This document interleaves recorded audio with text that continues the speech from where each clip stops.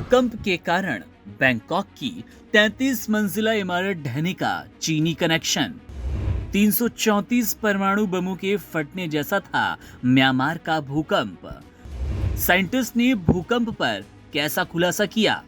28 मार्च 2025 को म्यांमार में आए 7.7 तीव्रता के भूकंप ने पूरी दुनिया को चौंका दिया। भूविज्ञानी जेस फिनिक्स ने इस भूकंप से जुड़ी एक गंभीर चेतावनी दी। इस भूकंप के झटके कई महीनों तक जारी रहेंगे क्योंकि भारतीय टेक्टोनिक प्लेट यूरेशियन प्लेट से लगातार टकराती रहती है।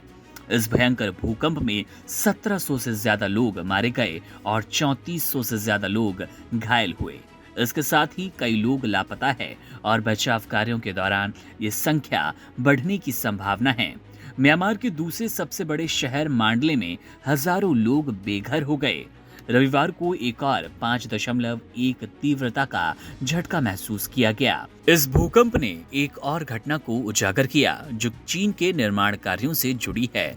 चीन हमेशा अपनी निर्माण क्षमता और ताकत का दावा करता है, लेकिन म्यांमार और थाईलैंड में आए भूकंप ने चीनी कंपनियों के निर्माण कार्यों की गुणवत्ता पर सवाल उठा दिए।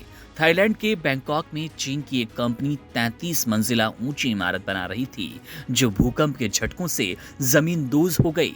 ये इमारत बनकर लगभग तैयार थी और केवल बाहरी काम जारी था। भूकंप के झटके ने इस इमारत को पूरी तरह से ढा दिया और इस हादसे में दर्जनों लोग मलबे में दबकर मारे गए। इस बिल्डिंग में काम करने वाले अधिकांश लोग मलबे में फंसे थे। राहत और बचाव कार्य जारी है और थर्मल इमेजिंग ड्रोन की मदद से कुछ जीवित लोगों को ढूंढने की कोशिश की जा रही है। ये घटना सवाल उठाती है कि यदि बैंकॉक जैसे शहर में जहां सैकड़ों ऊंची इमारतें हैं, तो केवल चीनी कंपनी द्वारा निर्मित इमारतें ही क्यों भूकंप के झटकों को सहन न कर पाई। इस हादसे ने चीनी निर्माण कार्यों की गुणवत्ता पर गंभीर सवाल खड़े किए।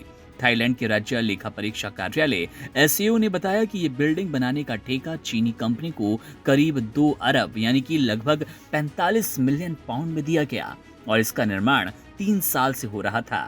थाईलैंड के उप प्रधानमंत्री अनुतिन चारनाविराकुल ने इस घटना के बाद कड़ी जांच का आदेश दिया और एक विशेषज्ञ पैनल को 7 दिनों के भीतर इस बिल्डिंग के ढहने की वजह पता लगाने को कहा।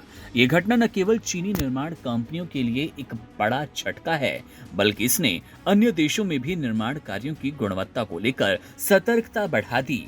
भूकंप के बाद अब ये देखना होगा कि जांच से क्या कुछ निष्कर्ष निकलेगा और क्या चीन की निर्माण कंपनियों की गुणवत्ता की जिम्मेदारी पर कोई प्रभाव पड़ने वाला है।